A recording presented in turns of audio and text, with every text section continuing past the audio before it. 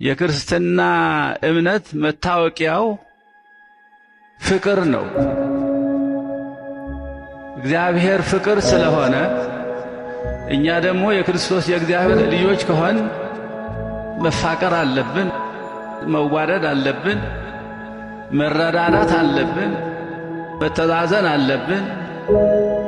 በዚች ምድር ላይ ስንኖር እግዚአብሔርን አስደስተን እኛም ተደስተን የእግዚአብሔር ልጆች ሆነን ክርስቲያን የተባልነው የክርስቶስ ተከታዮች ስለሆነ ነው። ስሙ ብቻ ነው የያዝነው ወይስ ተግባሩንም ጭምር ነው? ፍቅርን ከክርስቶስ ትሕትናን ከማርያም ያልተማረ አገልጋይ አይሆንም ምሳሌ ይውረድ ከአትሮኖስ ላይ።